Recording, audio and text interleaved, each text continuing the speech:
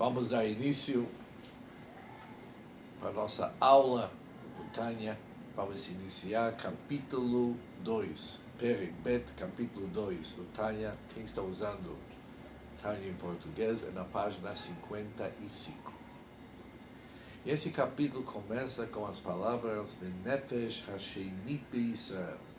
E a segunda alma do judeu, a segunda alma que cada um de nós possui, Hichelek Eloká Mima'al Mamash. É verdadeiramente uma parte de Deus acima. É uma parte de Deus.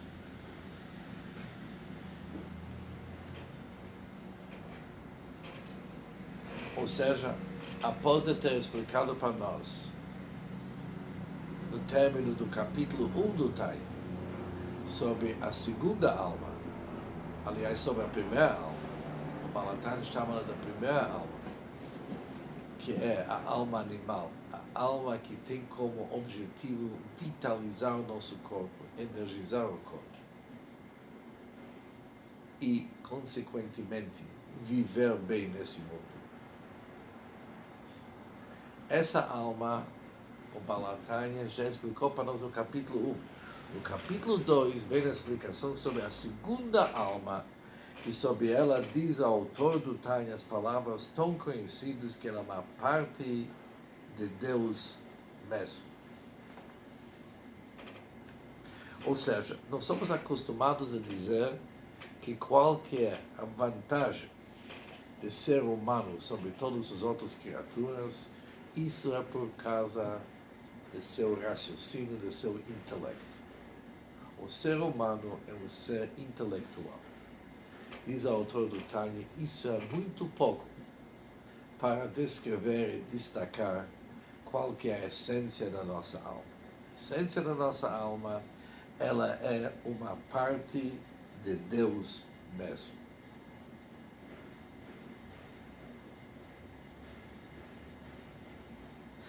E quando se fala numa parte, logo passa na nossa cabeça, na nossa mente, que essas palavras merecem muita explicação, realmente merece. Deus não é físico, não é algo físico que podemos dizer, vamos tirar os 10% dele, ou 1%, e tornar ele em partes. Deus é indivisível porque ele é acima do espaço e tempo. O que significa o conceito parte? Mas logo, como entrar, como abertura para toda essa conversa que nós vamos ver durante os próximos dias, quando se fala uma parte, devemos logo usar a nossa cabeça para vislumbrar que uma parte tem as mesmas características de que a maior parte que sobrou. Quando se tira uma parte de alguma coisa, aquela pequena parte que foi tirada, ela tem todas as características e todas as qualidades, vamos dizer, que tem a parte maior. Ou seja, ela é igual da parte maior. Quando falamos que uma alma é uma parte de Deus, é para dizer que ela vem da essência de Deus e possui certas características que, por causa dessas características, a alma se torna divina. Vamos lembrar da palavra divina, a alma é divina, já que ela é uma parte de Deus. A parte de Deus é para nos aproximar com o conceito que ela realmente é divina e ela possui ingredientes, se nós podemos por enquanto falar, apesar que ingredientes é uma palavra muito pobre. Até a palavra DNA seria mais fácil para a gente entender, ela possui uma DNA divina. Isso é a nossa alma. E para explicar bem esse assunto, continua o autor do Tânia e diz o seguinte: como está escrito, Vayipar be'apav nishmat chayim. Quando a Bíblia, quando a Torá está querendo nos descrever como que a alma do Adão entrou em seu corpo,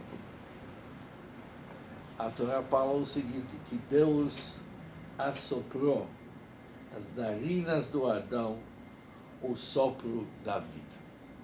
Deus assoprou em seus narinas, as narinas do Adão. Também diariamente falamos nas nossas rezas Beatanafar também foi você, Deus, que assoprou para dentro de mim. O que significa a palavra assoprar? E o que isso tem a ver com aquilo que nós vimos antes, que uma alma é uma parte de Deus? Como que nós podemos interligar os assuntos? Moshe Katuba Zohar, isso vamos entender através daquilo que está escrito no Sagrado Zohar. Mande nafar mitochei nafar. Quem assopra, ele sopra de seu íntimo. Soprar significa soprar do íntimo. Diferente de uma pessoa que fala, que falar é algo externo, comparado com assoprar, que é algo íntimo, algo mais interno. O que significa mitochei nafar? É do seu íntimo, é do seu interior, pirush.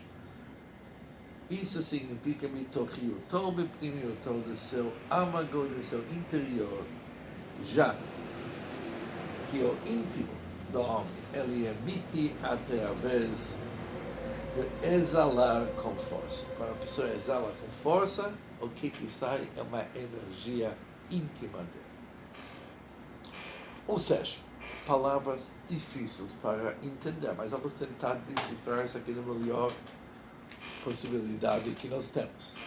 Quando a Torá, quando a Bíblia está querendo descrever para nós como que a alma entrou no corpo do Adão, e quando se fala Adão, isso também representa cada um de nós, que cada um de nós segue, e são ramificações das almas do Adão.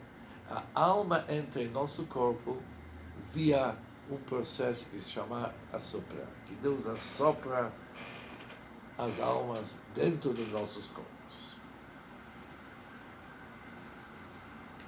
Ou seja, há duas maneiras como uma pessoa pode exalar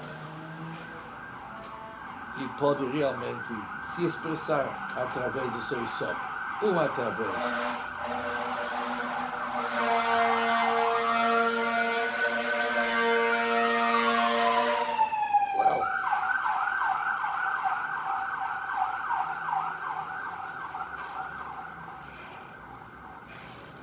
deixar a música passar para continuar. Uma forma é através de falar. Quando uma pessoa fala, pouca energia sai dela. E por que pouca energia sai dela? Porque está saindo não do seu âmago, do seu íntimo, está saindo de uma forma externa, alguma coisa exterior. Por isso uma pessoa pode falar para horas e não se cansa tanto. Diferente é quando uma pessoa exala com força, ele assopra com força, sem usar palavras, mas sai força do seu íntimo. Aquilo é chamado na linguagem do Zohar mitochiuto, o mipnimo, está saindo do seu âmago, do seu interior. Por isso já percebemos qual que é a diferença entre o ser humano e todas as outras criaturas. O ser humano, ele foi criado da sopra do Deus. Enquanto todas as outras criaturas, inclusive os anjos, assim diz o autor do Tânia, do capítulo 4 de Igeret HaTeshuvah, que mesmo os anjos, eles vêm da fala do Deus. Diferente é o ser humano, que ele é uma parte de Deus, ele vem do íntimo de Deus, do âmago do Deus, obviamente, de uma forma metafórica, mas está totalmente, intrinsecamente ligado com Deus, de tal forma que a alma é divina porque ela vem do íntimo de Deus. Isso são as palavras iniciais sobre quais que o autor do Tânia descreve nossa segunda alma, o Nefesh HaSheni, que é a alma divina. Por isso, alegoricamente falando, as almas do Bnei Israel, eles subiram no pensamento divino. Assim está escrito, no Shamot Israel Alu B'Machshavah. Isso é o Midrash, onde está escrito que as almas nossas subiram na mente do Deus. De novo temos mais uma forma de se aproximar com a ideia da divindade da alma. Pensamento, quando é comparado com a fala algo que uma pessoa solta fora de si, para uma outra pessoa lhe ouvir, sai da pessoa. Pensamento é dentro da pessoa. Assim também, as almas nossas subiram do pensamento de Deus, não vem apenas da fala de Deus, mas eles vêm do pensamento. Quando se fala vem do pensamento, é a mesma coisa como dizer que eles vêm do íntimo e do âmago de Deus.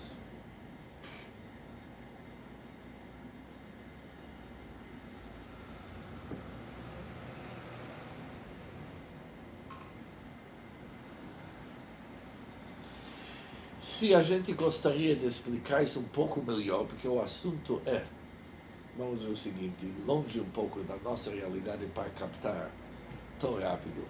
Vamos dar um exemplo.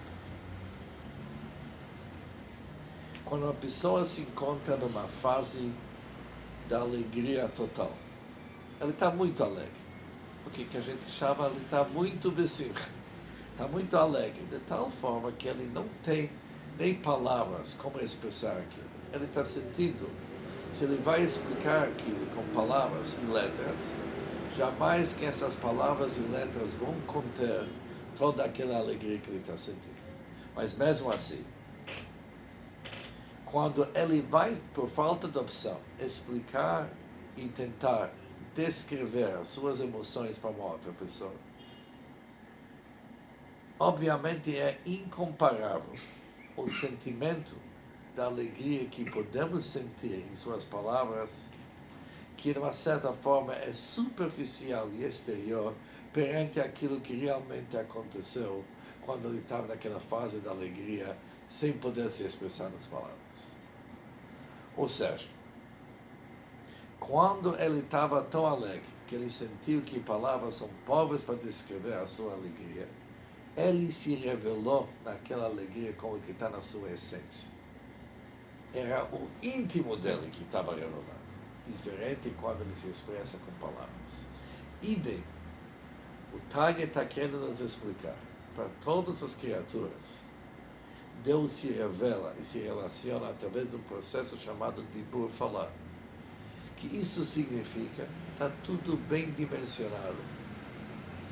E é bem limitado, vamos até usar a palavra limitado e definido, já que é uma situação que merece definição. Por isso, a quantidade de energia, a quantidade da relação de Deus, podemos chamar isso de quantidade, com aquilo que ele foi criado, usamos a palavra falar, que significa exterior. Diferente quando se trata sobre nossas almas, e nós somos ligados com o íntimo de Deus, onde que íntimo de Deus, os níveis mais elevados de Deus são revelados, e isso é quem que nós somos, divinos.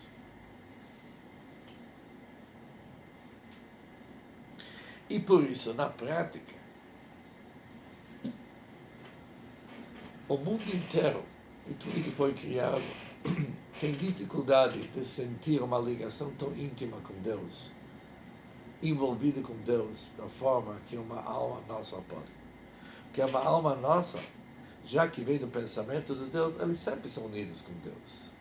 Da mesma forma como o pensamento de uma pessoa sempre está unido com sua alma, sem interrupção. Por isso, para nós, naturalmente, se só podemos ouvir bem o que acontece nas nossas almas, vamos ouvir, entender e sentir até que a nossa alma está intrinsecamente ligada com Deus, impermeada sempre com a luz divina. Mais um detalhe para esclarecer o assunto, também tem o versículo que diz: meu primogênito é Israel.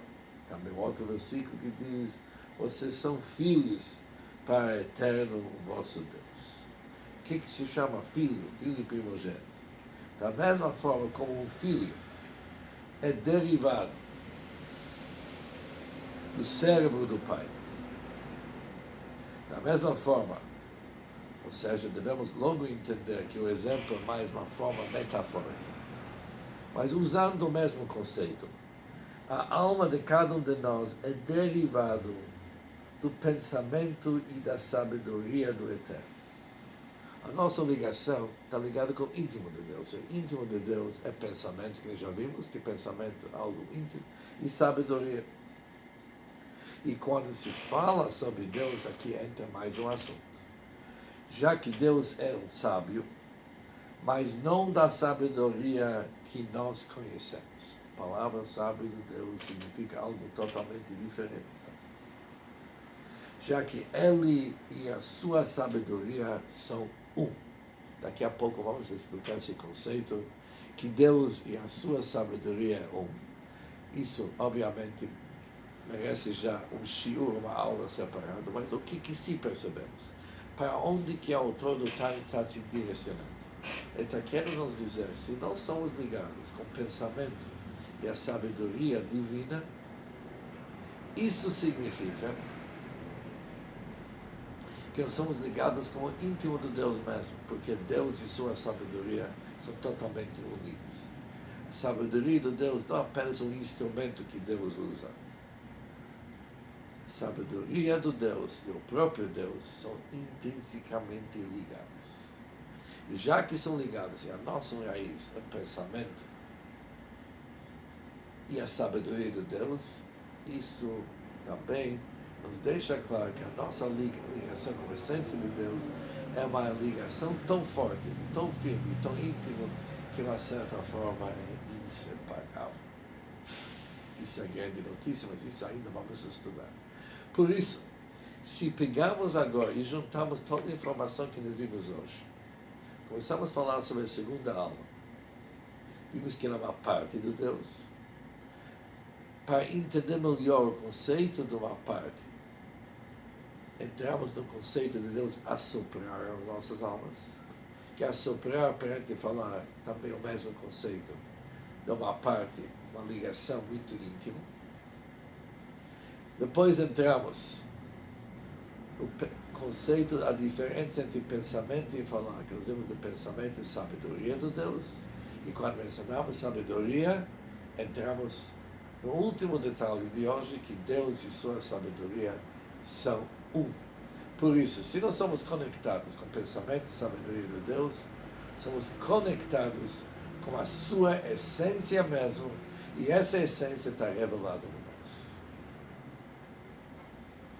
E para entender melhor o conceito que Deus e a sua sabedoria são um, isso vai ser, se Deus quiser, a nossa próxima aula.